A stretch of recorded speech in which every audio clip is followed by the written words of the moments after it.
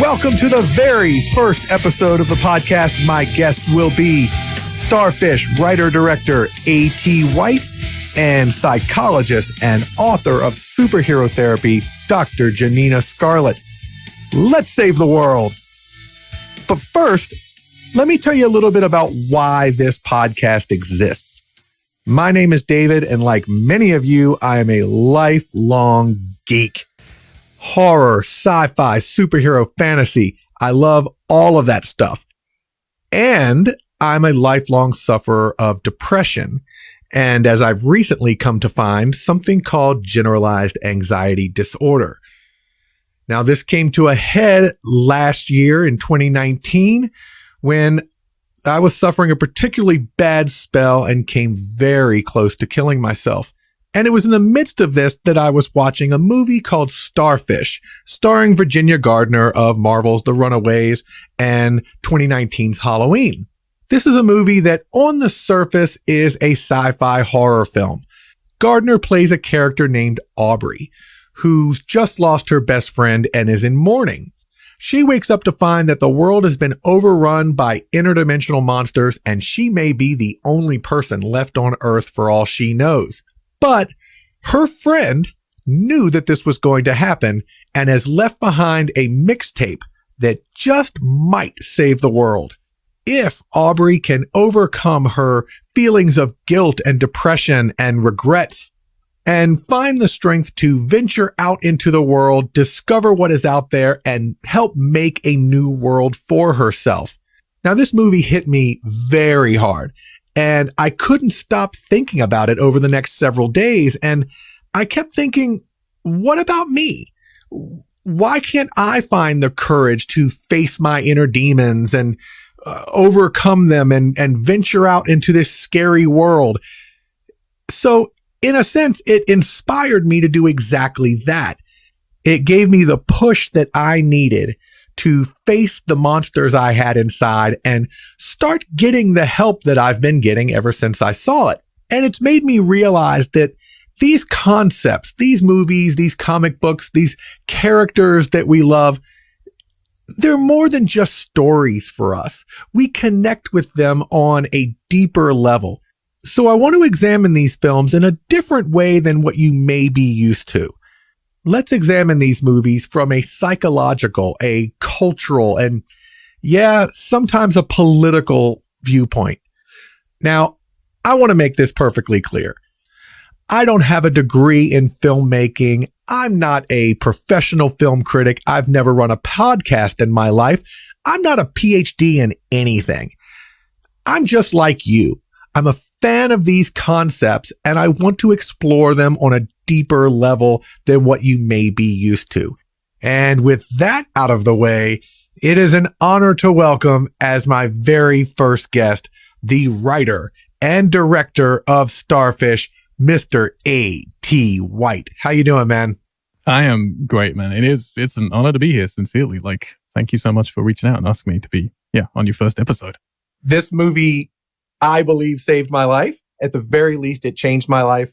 So this means a lot to me to have you here. And Starfish, everyone, it's a unique film. It's an experimental film. It seems to me like a very personal film that could only have been told by you. Tell me where you were as a person in your head when this idea came up. I mean, I think it's arguably too personal, the film. It is, it was 2014. Well, it was 2014. We were working on a different feature at the time. That was meant to be my first feature. That was a lot more regular, I guess you could say. And then I was going through a divorce, and then my best friend passed away to cancer. She had been sort of fighting it. She had a very unique form of cancer that was actually of the heart. It was like a very, very, just a handful of people in the world have it at one time. So it was very rare. And she passed away when I was abroad, and I do a lot of traveling. I go back and forth a lot between America and England, where I'm from. So I wasn't there when she passed, and I wasn't able to really process this and going through a divorce at the same time and being in, in a different country and kind of adapting to all this stuff. I've had a history with depression my whole life, but it was a very different level. It was very significant to me in what it represented and where I was in my life and the sort of sacrifices you're making, So yeah, I struggled for a few months, and then it was a couple of months later. I'm a big fan of the mountains, so we go to Colorado quite a lot. And me and my partner went to the Colorado mountains, and we hid away in a little shack, and she does some writing as well. And I wrote the first with snow everywhere. We actually had to hike to the cabin because our car got stuck in snow. And then we were there for about 2 weeks just playing the Witness video game and writing stuff. And I wrote the first draft of Starfish there purely. I didn't expect to make it, honestly. I just wrote it because I had to write something because I was in just a very negative headspace. And normally when I'm in that headspace, I do music, but I didn't have any way to do music at that point. And I was in a period in my life where I was writing a lot of scripts. So that just seemed the natural way to do it. And it took about a year then. The first draft of it, I mean, if you want to know more about it, you can ask me and I'll happily tell you. But the first draft was too depressing. It was too insular. And I showed it to people and they're like, there's something here, but this is way too introspective. And I went away from it for about a year. I didn't really think about it for quite a long time. And then exactly a year later, we went back to almost the same place in the mountains and I rewrote it. And that's what became, the film. The thing about depression is, I know with me, I was caught in that cycle. It kind of ground me down and I couldn't escape it. With you, it seemed like art was your way of maybe working through it. Do you feel like the process of making the movie kind of helped you get out of the depression? Or? So to speak bluntly about it, I think both. I think writing it absolutely helped me at the time. It gave me somewhere to pour everything I was feeling into something and it gave me some worth. It made me feel like, well, if I can just dedicate to this, then that would mean something to my friend. And throughout the process of doing the film, then when we came to shooting it, that helped as well. But you're in a different period.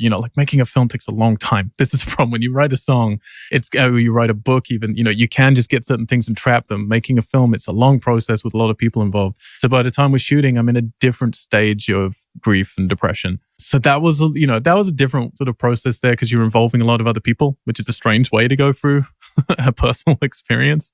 And then, I mean, I'm sure we'll talk about Ginny later, but Ginny was very helpful in me working through that cathartic kind of process.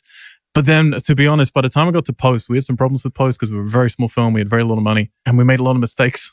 And so things drag on. You're asking a lot of favors from people and then people have to leave the project and then you get something back and it's not quite right. And so the post-production took way too long. And there was a point where I had to do the score for the film. And I've been putting it off because by that point, I was years after, my friend had actually passed. And I just didn't want to go back into that headspace. And I had to get out photos of her and put them around a little flat in London while on a stupid little MIDI keyboard, I tried to write strings that were as beautiful as her memory meant to me. So I ended up doing that in just 3 days. I wrote the score in 3 days. We then recorded it in 3 days and then mixed it in 2 days before we had to hand it over. And that was a point where that was actually quite detrimental. And then to be honest, touring with the film in festivals, and then we did a very limited theatrical, which I went with the film to as many places as I could because I wanted to meet people. Talking about the film was kind of negative to me because then it's like I couldn't leave that part of my life behind. And it was important for me to move on. But actually talking to other people who had connected with something to do with the film, that was everything to me. I was so depressed. After we made the film, I was arguably at the worst point. I was suicidal at that point. And I just thought I'd waste everybody's time, everybody's money and made a piece of shit that no one would care about. And that my friend would be ashamed of it. It really was destroying me. And then we got into a festival and which feels great, but I try not to get validation from that sort of thing. And it wasn't until I met one person, there was a particular person who had gone through something, and they came and they were crying and they shook my hand and talked to me about their experience. And from that point on, I was fine. Because I was like, if just one person gets something out of this, that I might have gotten out of someone else's film, then that means everything to me. So sorry, that was a long answer to a simple question. No, it's fine. Was it an intentional thing for you to, we all have monsters that chase us in our heads. We all have personal apocalypses, events that can happen to us. Was it important to include that in the film of face that apocalypse, try to move on? And even though it's scary, tomorrow's going to be a scary day, but face it. No, absolutely. And I think one of the big benefits for me was during making the film and getting to this point, you think through things a lot. And I have to think about what message it is because you got to be careful. I do think there's a responsibility. I do think people should get to make whatever art they want, but I do think there's a responsibility when you're talking about things like this. So I had to really consider. And again, the first drafts, the message was very negative because I was in a very negative place. The first drafts really did end with a version where it was pretty inarguable that she commits suicide at the end. Like, it was very depressing. And I had to kind of evolve my own thinking with it. And it was definitely very much, there's a lot of metaphors in the film. Again, for some people, too many metaphors in the film. But for me, that is definitely what you're saying is the message that I want people to discuss. Like, I don't really like films that tell you to feel a certain way, but I like films that make you think about things and you go away and you discuss it. And because nothing's that simple in life, there's never a one answer to anything. It's always more complicated. But I do think the important thing is to be brave and give yourself over to something. Like, it is important to realize that that's okay. Like, it's all right to feel depressed. It's okay to mourn someone. It's okay even if you don't have a good reason to be depressed and still feel depressed. Like, that's fine. And there's a lot of pressure from the world to tell you, no, you're meant to feel happy all the time. And I'm writing a few scripts right now. And one of them is really about how happiness is a negative word. Like, it's this thing that we're taught from a very young age. You're meant to be happy. And depending which culture you're born into, here are the defined ways that you're meant to be happy. And that pressure just ends up ruling your entire life. And for many people, quite understandably, that's too much because it's unfair. It's not right. We all have our different ways to feel joy. And I don't think depression is a negative thing at all. I think depression can be wonderful as long as there's a balance to it, as long as you're appreciating that it's part of the journey and not all of the journey. It shouldn't ever control you. So that's definitely part of what I was trying to talk about with the film is she is controlled by her emotional journey for a long, long time in the film. And it's not until near the end when really you could take the message at the end of like, oh, okay, you fucked up. Everything's terrible now. But instead she tries to turn it into something positive. Yeah. That's how I took it. I know with me, I was stuck in that depression for years, but you talked about this movie starting a conversation with people. When I watched it, a couple of days passed, I found myself still thinking about it and thinking, why can't I don't I almost owe it to A.T. White to take a step into the unknown, to face this dangerous outside world and confront my depression? And it did, the immediate week, 2 weeks, month, whatever was very trying, very difficult because all of those feelings are coming back, but I'm through it and that's great. You mentioned Virginia, who is incredible in this. I've been a fan of hers for a long time. Getting to see her in a role that's so nuanced, has so much depth to it. She knocked it out of the park. How did you meet up with her? What was it about her that said, this is Aubrey? If I can just very quickly, I just want to say what you said at the beginning, I can't even put into word. Like, I don't want to seem like an asshole to anyone listening because I'm not really talking about it. I do very badly with anyone saying anything nice to me. Like, the person who comes over and says they hated something I made, I can have a good conversation with. When someone says something nice, I don't know how to deal with it. But obviously your story, I can't even tell you how much that means to me. Ginny, so we did the normal thing, and it was my first time doing it in a proper Hollywood setting, going in and doing the big castings, videoing it. You write down a list of the people you want to see. You're incredibly honored that some people that I had, been fans of from various works and wanted to see came in and read for us. And Ginny was one of those people. I think you had said to me, you originally knew her from Project Almanac before everything else. I was the same. I'd seen her in Project Almanac. I enjoyed that film. I thought it was fun. Not an incredible movie, but like a good fun movie. And she was just one of those people where you see her and you're like, I feel like you can do a lot more. Like, I really, and not to disparage because that film's just trying to be fun. But I was like, I feel like you could do something meaty and dramatic and difficult and challenging. So I was really happy that she came in and read for us, and she was incredible. Everyone loved her. She was one of the few people who could do both. We had 2 scenes people had to do. One was a lot more about the fear, a lot more about these sort of the palpitations of it. Sure. And the other one was very melancholic. And it was actually a scene which sadly we had to edit out of the movie about my grandma and the story she told me. I think there's one sentence from it left in the movie. It was this beautiful 7-minute scene that Jenny had to learn off by heart, and she fucking nailed it, and no one gets to see it now. But yeah, so she did both. And most people could do one or the other well. It was very rare to see someone who could do both sides of the character well. And she really nailed it, but we were concerned that she was too young. Originally, the part was written for someone closer to my age, to be honest, and just someone who was a bit older, because essentially she was playing me. So we went for a lunch and we chatted. Just to interrupt, you've never looked better. Well, thank you. I feel like I'm crumbling to pieces every single day. Yeah, so we did the LA thing that I kind of hate, which is you go for a lunch with someone And normally, like, I've quickly learned, you think that means something, but it doesn't. It just, everyone apparently has too much free time and they want to go for lunches. But I met with her and it did mean something. We had this lovely connection about the movie. She told me she hated the cold. So this is perfect because you couldn't be freezing. But she really wanted to be challenged. Like, she really wanted to be challenged and to, face something that she hadn't had to do before. And she really impressed me with how maturely she kind of was looking at everything. And we didn't get to do many rehearsals because, she was a busy person. She hadn't done Runaways or Halloween at that point. She got cast in both of those after she had shot our film, but before we were released. But she was doing a whole bunch of stuff. So we didn't get to do rehearsals, but instead we did a bunch of Skypes and I would send her stuff. I sent her a lot of books, a lot of films, because I trusted her as an actor. I was like, I know you're going to be able to do this as long as we're both relating to the character from the same place. And that was kind of the key. The key was I had to say to her, you can ask me anything about my life, no matter how personal, it doesn't matter. And then she kindly let me do the same with her, although I didn't need to as much, obviously. And then she found that bridge. She was like, okay, this is what it meant to you. And this is how I can relate that to an experience from my own life. And it's real testament to her that she could do that. And I really hope, and again, her career is doing fantastic. And I think she's wonderful in the role she's doing. But I really hope she gets the chance to do some more things like this, where she, as in roles, where she can really push herself because she's, got an incredible amount of range. I think first of all, she's amazing. She's amazing in it. Somebody give her some awards right now. But I've read interviews with her in the past where before she even signed up with this, is that she looks for roles that can impact people and start conversations and, help people get through tough times. I think that her role in Runaways is reflective of that. Even in Project Almanac, she was a bullied high school kid. So getting to sink her teeth into this, do you have any examples of how she took the material and maybe elevated it from where you were or altered it or gave it a different point of view? I mean, honestly, just her character, because Jenny's, she's a very interesting person. She's got two very different sides to her personality. One, and I hope she would be okay with me saying this, but one is an incredibly mature way to look at life. And the other is kind of like through a child's eyes. And that's a very unique place to be. And I think that's a very powerful place to be as an actor, because it means you can tap into two different things, which are very polar opposite, but support each other. So like when we were shooting it, again, I would explain to her, how the scene would mean to me. She would find a bridge to where it was for her, but we'd have like this signal, basically. We came up with like, we were a small crew. We didn't want people to understand when we were like necessarily signaling certain things to each other.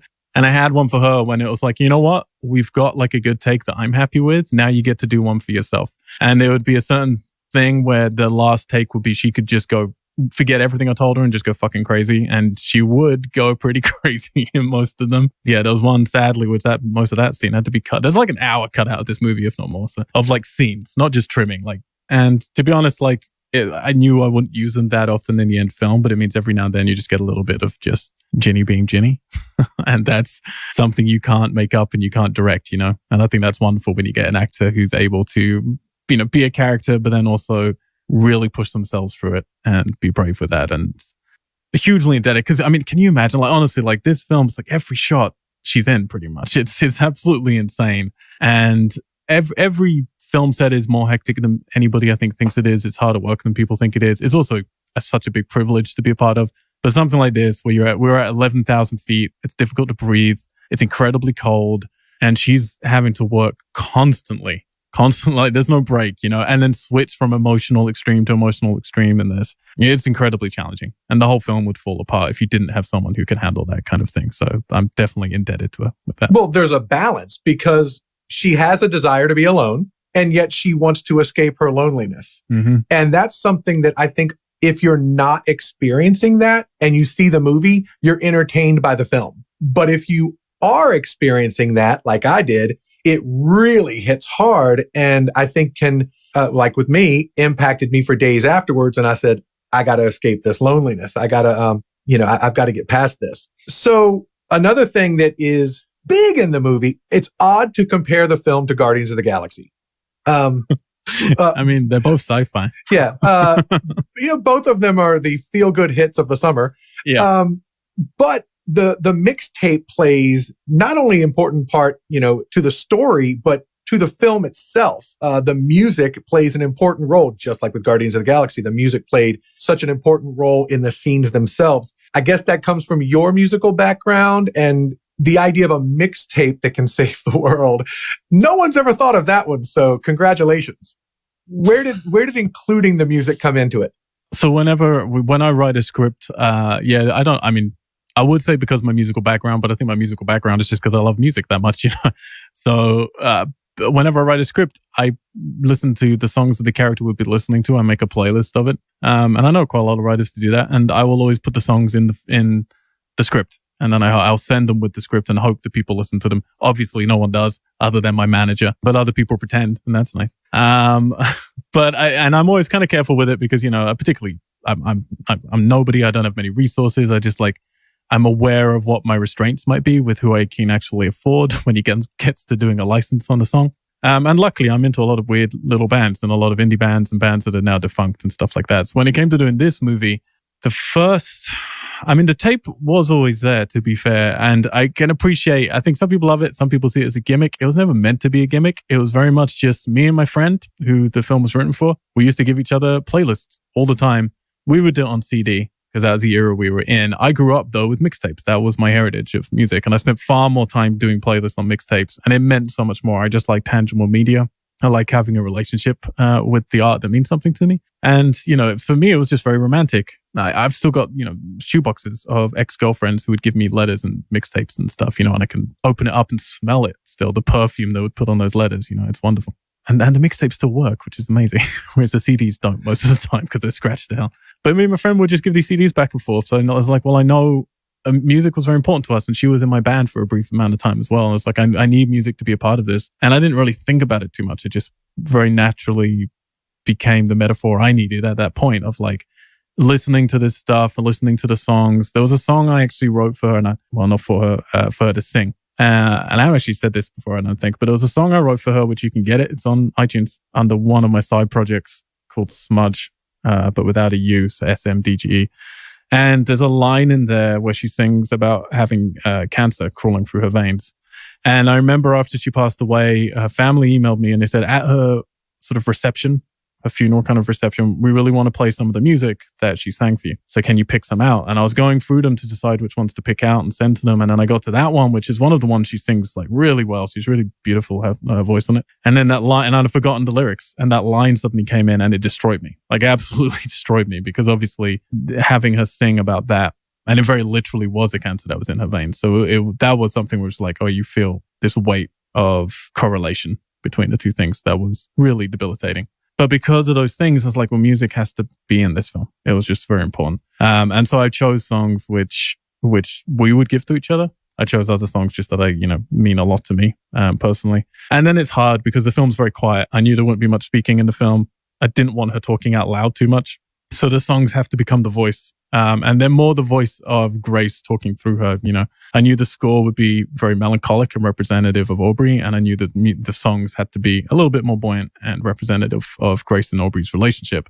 Yeah, so it was very difficult picking songs that I loved, thought I could get the license for, maybe meant something to me, and then also the lyrics weren't too on the nose, but, you know, had enough information in there that hopefully if you listen to the lyrics, you'll get a little bit more of an understanding from each scene. And that's scary, particularly when you got Sigur Rós in your film, because I didn't know if we'd get that at all. And that was I was terrified. We got to like the last week of post-production. I was like, I don't think we're going to get Sigur Rós. This is terrifying. And we were going to have to change the whole ending, and it was going to break my heart. So I'm very grateful to them for allowing them to be in our film.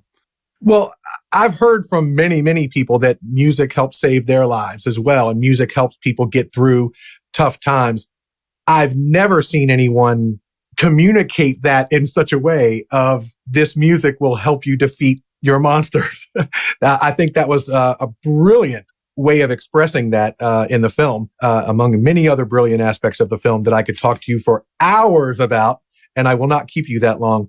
I do want to talk about something else that for a first-time director, I believe, right? Yeah. You took chances with this movie that seasoned directors would be scared of. There are parts of the film, and I won't spoil anything, but there are parts of the film that kind of defy reality, kind of break the verisimilitude intentionally. What was and I told you that what my take on that was, but what was your reasoning for kind of including those moments in to reflect kind of what she's thinking? Well, this extends from the music. So like, yeah, what I didn't say before is there's a reason there's 7 tapes. in the film. The 7 tapes represent the 7 stages of grief. That's like what the music's meant to be there for. It's like each of those stages. And yeah, each one then triggers an emotional reaction to her that is very deeply embedded in her own personal reality and with her depression. And so for me, it was just very natural. Like, these have to open doors. They have, because that's how it feels, or that's how it felt for me anyway. Like, you're going through these doors into different versions of your own world and of your own life and how you relate to the world around you and yourself. And the film deals a lot with disassociation, and it deals a lot with, I keep saying it a lot, but I think it's something that people who don't go through this don't understand necessarily. It's like there are different layers of disassociation, and a very broad layer is just feeling disconnected from the world around you. That's something that quite a lot of people go through at some point in their life. And then a different level of that is feeling disconnected from yourself. And you don't feel like you are you anymore. You feel like a character in a film, or you feel like someone in a comic book or whatever. You feel like an outsider looking at yourself and you're a stranger. And it's a very discomforting and numbing thing to feel.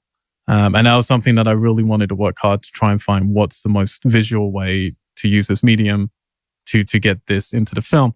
And some people, again, if you're not going through this stuff, like you very early, very kindly said, if people aren't attaching to something, then they can enjoy the film anyway. My experience has been that's not true. People don't attach to the emotional core. They hate this film very, very, very lividly. And I respect that completely. But the people who do attach to the same sort of emotions that I've been through, yeah, they hopefully they're getting their own perspective or something like that from it. And for me, like that, sorry, it's like you say, it's hard without spoiling stuff because there's not many things to spoil. But like when you are a first-time director, I was very lucky. We went with a very small amount of money. Like we could have gone with a bit more money and I would have had less control. And we decided to go for a tiny amount of money and have full control. And that's for better or worse. Like I do actually believe there's a great thing that can come from business pushing against a creative. And then the creative is forced to hopefully make the best decisions in a healthy relationship like that. If it's just the creative and they have all the power, then I do think there are things that if I could go back now, I would change, because I do think it's a little bit too self-indulgent. But it's when you have very little money and you're a first-time director, you're more stupid than you might be later, and you can be just brave and make crazy decisions and just put in everything that you want to put in. And this was just everything I was feeling. Again, going back to your first question, the problem is what you're feeling changes a little bit throughout the process of making a film. So then by the time you get to the very end, it becomes about, okay, how's the best way to take everything we have and refine that key message that we're talking about. You mentioned earlier meeting people on the festival circuit and that sort of thing. Are people bringing their own personal, I know with me, I haven't experienced exactly what Aubrey experienced. No interdimensional demons have attacked me lately. It's coming. I'm sure it will. But even though my experiences don't exactly match hers, I felt it in my own life, obviously without giving too personal details. What kind of things are people getting their own, or are people seeing their own lives in this film? Or the people who are connecting with it. And that's what I mean. I feel very uncomfortable saying anything positive about anything I've made. But the people who are connecting with it have been very kind, and a lot of them have reached out. And doing that tour, I would meet the people who really hated it, and I could tell. And I wanted them to talk to me as well, because I'm much more comfortable with that. But also, that's completely valid. Like the thing is, if you've made something and someone comes over to you and they say, I love this, I'm happy for them, because anything that brings someone joy is great. If I hate a movie but someone else loves it, that's great. They got something out of that. Unless it's something that I feel is legitimately a dangerous propaganda movie in some way, something that's warping people's brains to have a negative perspective. For the most part, it's like if you get joy out of something, wonderful. But I always know there's someone else in the room who really hated whatever I made. And with this film especially, this is a very polarizing film. So I don't take it too seriously. But hearing the people's stories, that was what was so lovely for me. I'm not very good with people normally. I've been pretty insulated most of my life. I like to hide away a lot, and I'm trying to get better with that. And this film's been healing for me in that way, in that I had to go and meet people.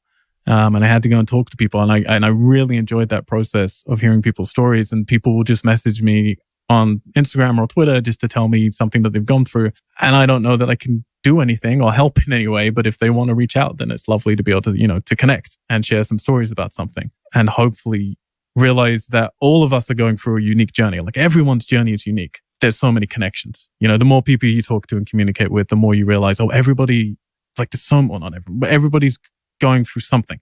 And there's so many people who've gone through something similar to what you've gone through. That's really important, I think, to realize, because most people feel so alone in this. And so a movie that started off being so depressing you couldn't film it has now, it's out there, people are watching it, lives are literally being saved, lives are being changed, and surely that's a rewarding experience for you, even though you can't accept positive criticism. Surely that's the best positive thing that could come out of the film. Absolutely. No, absolutely. Like, I mean, I've been too emotional my whole life. Now I'm too numb. And I'm trying to feel things again that I can regulate a little bit. And yes, no, I mean, there's nothing like, I believe you can make movies as entertainment, and I have no problem with that whatsoever. I love many movies that are purely there to be a distraction and entertainment. And some people's lives are just really hard and they don't need to be there for art. That's all they need. They just want entertainment.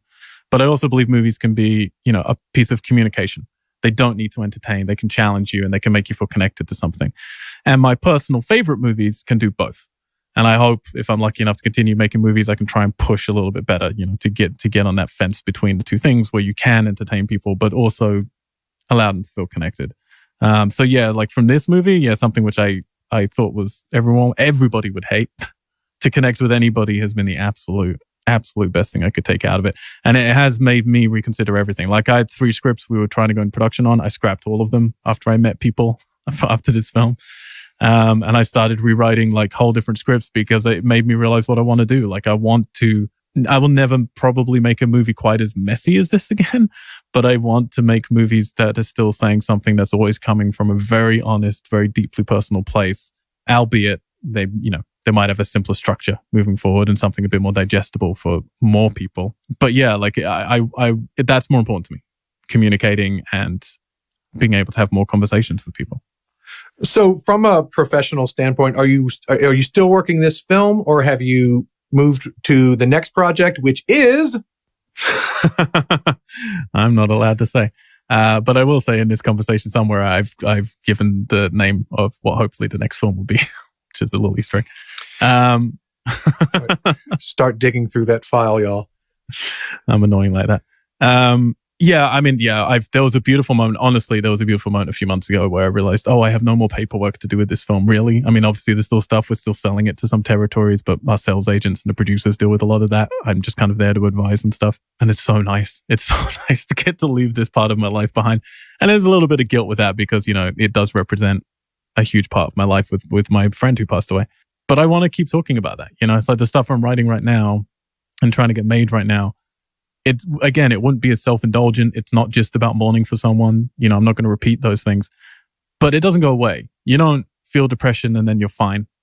You don't, mourn for someone and then you don't miss them anymore.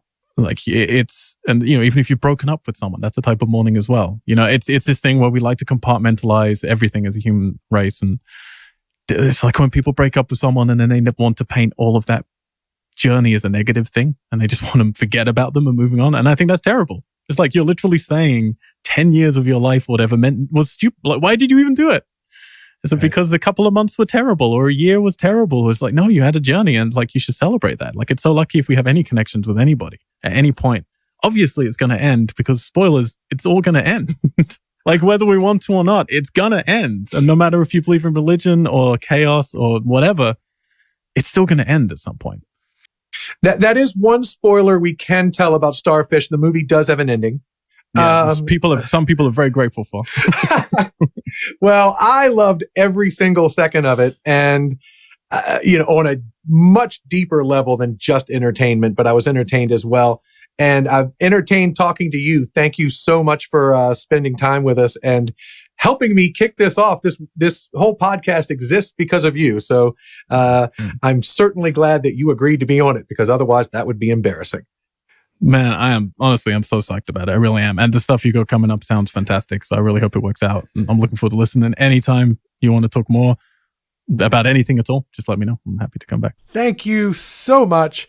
And for all of you sci-fi fans out there, seriously, you have to check out Starfish. Please do yourself a favor and seek it out.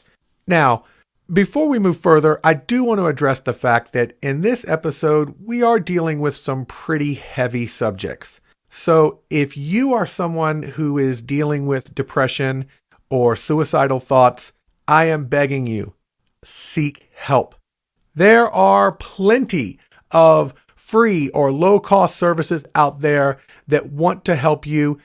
And even if it doesn't seem like it, there are friends or family, coworkers, people in your community who care and want to help. Hopefully, over time, this podcast will build a community of supportive people as well. And if you are having a crisis, please take down this number for the National Suicide Prevention Lifeline. It's 1-800-273-TALK. That's 1-800-273-8255. I am sure there is someone there who wants to help you through this. But let's face it, mental health in the geek community doesn't get nearly as much attention as it deserves. Thankfully, my next guest is out to change all of that. She is a psychologist and the author of Superhero Therapy. Dr. Janina Scarlet, how are you? Hi, I'm doing really well. Thank you so much for having me. I really appreciate it. I'm very, very glad to have you. And first of all, every superhero needs an origin story, and yours is incredible. Could you please fill us in on how things got started for you and what led to you being a superhero therapist?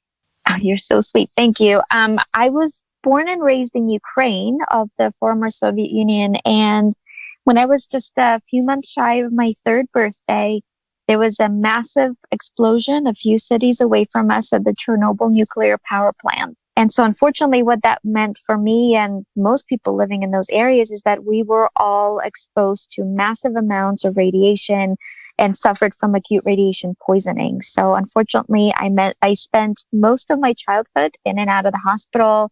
My immune system was severely weakened. Actually couldn't even fight a simple cold. So I would often have to be in the hospital for many weeks, even with a simple cold. Thankfully, most of those effects have now gone away. But the side effect that has persisted to this day and probably will be with me forever is that anytime the weather changes, I suffer from severe migraines, which occasionally lead to seizures. And so when I was 12 years old, my family and I were able to come to the United States as refugees to escape persecution that we were going through. And it was when we first moved to the United States that I fully started realizing just how much I was going through. I didn't know that I was going through PTSD or depression. I didn't know that this is what it was called, but I was having nightmares and flashbacks, and I was really struggling making friends and feeling connected to other people. And I felt like I was the only one that was going through it. Of course, I didn't realize that a lot of kids around me were going through the same thing. And it wasn't until I was 16 years old that I saw the first X-Men movie, and it completely changed my life because I realized that a lot of people also feel like they're alone, that a lot of people have been made to feel like they're somehow different and like their differences are somehow not acceptable. But actually, what I realized from the X-Men film is that our differences are actually unique and they make us special. And the X-Men were able to use what superpowers they had, what made them unique, to band together and help other people. And I had this profound moment of realizing that we can all use our origin stories to understand where we've come from, but our origin stories don't have to define us. We're not the victims of our stories. We're the survivors of them, and we can use them to get on the path of heroism, of altruism, of helping other people. And so it was at that moment that I realized that I was really interested in stories and fiction and also in mental health. And so at that point, I was in high school and I took my first ever psychology class in high school and then went on this path of becoming a clinical psychologist. And now I incorporate popular culture into therapy to help my clients cope and recover from their own traumatic origin stories. Well, thank you for that, because I like thinking of mine as an origin story as well. So you've covered the entire geek culture. You've done superhero therapy, Harry Potter therapy. You've contributed to Wonder Woman psychology, Star Wars, and let's not forget Star Trek psychology. Could you explain a little bit about how you use these concepts to treat people's PTSD or depression. I know you had done some work with soldiers regarding Superman, who is a hero of mine. Sure. So for many years, I was working with active duty service members, mostly Marines, actually, who had just come back from Afghanistan or Iraq. And many of them believed themselves to be a failure just for having developed a mental health disorder. And it would absolutely break my heart because these incredible individuals who have been through some of the worst kinds of traumatic experiences that anyone can imagine would say that they wanted to be Superman and believed that they failed. And so this is where my geeky knowledge would come into play, because I would start asking them, is Superman truly invincible, or does he have any kind of vulnerability? And of course, any Superman fan knows that Superman is vulnerable to kryptonite. And then I would ask them if Superman's vulnerability to kryptonite makes him any less of a superhero. And of course, the answer is no. And then there'd usually be a pause. And then the service members I was working with would usually smile, and then they would say, okay, I see what you did there. Because the truth is, we love Superman not despite his vulnerability to kryptonite, but at least in part because of it. We love to see our heroes get through something that's really challenging for them. We get inspired by these stories. We don't want to read about a hero that has everything easy. We want to see how somebody overcomes obstacles, not realizing that that's what we do on a daily basis. For someone struggling with PTSD, depression, or overwhelming anxiety, even getting out of bed is already facing a villain. It's already us being able to stand up to that monster and making our bed and showing up to school or work. That's already us conquering that kind of a monster. And I think that a lot of people don't realize that they're already everyday heroes. Thank you. In fact, I grew up with very bad male role models, and Superman was kind of took the place as a role model for me. Yeah. So, and I guess a lot of people feel that way. Absolutely. Absolutely. Geek culture right now is the hottest thing going. An Avengers movie will make $2 billion. But speaking from like my circle of friends when I was growing up, you know, a lot of us were the kids that were bullied, or the kids that had problems at home with their parents. What is it that you think about sci-fi superheroes that gives these kids a home where they can feel safe? I think that for many people who grew up thinking that they were somehow different from other people, especially people exposed to trauma, people who were abused or rejected by their family, they might see almost like a point of connection in the fictional characters that they're watching or reading about, in that they're seeing another individual who's going through something similar, who also might feel, for example, rejected or bullied or abused. And when they see that character overcome their own pain, their own trauma, their own origin story, they're able to see that they're not alone. They're able to see that perhaps there's hope out there and somebody can understand them. And then usually there's a realization that if somebody wrote a story like this, then they're not alone in feeling this way. I know for me, in watching the first X-Men movie and just about every superhero and sci-fi and fantasy movie ever since, it's been the realization that not only do the writers get it, but also all the fans in that theater probably get it.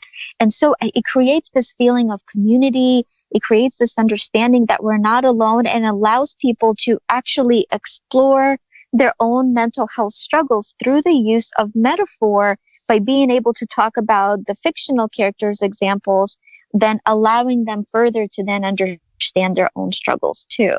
Hollywood has a little bit of a spotty track record. What do you think of how Hollywood has treated mental health issues in the past? And as our culture is changing, do you think the portrayals have improved in the last few years? Or I think that's a great question. Yeah, I think that stereotypically in the past, a number of Hollywood movies and television shows would portray villains as having been quote unquote crazy. And I have a real issue with that word. I really don't like that word. But a lot of villains, especially in certain fandoms, would be portrayed as having had a mental health disorder. And that would be kind of the main explanation for why the villain had committed let's say, murderous acts. And unfortunately, that for many years did a huge disservice to the mental health community because it created this stigma of leading people to believe that mental health problems would automatically lead to violence when in most instances that's not true. I do think that over the past decade, there's been a shift both in Hollywood, but then also in publishing and writing in terms of demonstrating that mental health is something that everyone goes through. A lot of heroes nowadays are portrayed as having to go through some kind of mental health difficulty or maybe having an ongoing mental health struggle. So I do think that it is starting to improve.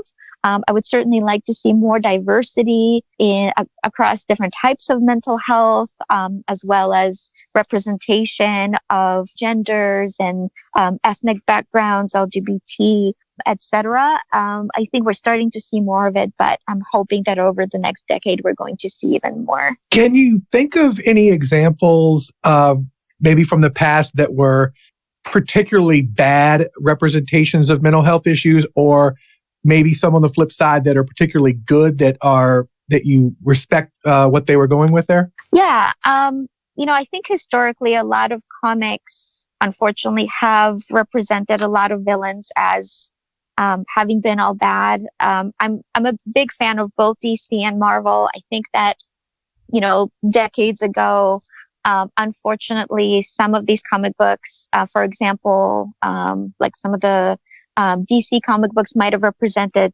a lot of villains as having had mental health issues and then therefore having to be thrown in a mental institution in Arkham Asylum and kind of just villainizing mental illness. Since then, DC has done a much, much better job. So a lot of the comic books that are coming out now, a lot of graphic novels, a lot of movies are doing a better job of that. For example, Diana, Princess of Amazons is a young reader book that just came out, a graphic novel from DC demonstrating how Wonder Woman had actual difficulties growing up in terms of her inability to fit in with other people, having been the only child growing up in Themyscira, her experiencing loneliness and insecurity and feeling not good enough. And so now we're starting to see a lot more of really helpful representation of mental health. I think that TV shows, Marvel TV shows, for example, like Jessica Jones and Punisher, did a tremendous job of doing their research in depicting mental health. TV show like Young Justice on DC side is doing a wonderful job of depicting mental health. So I think we're starting to see a lot more really powerful representations. And I think that what really helps is when writers do their research.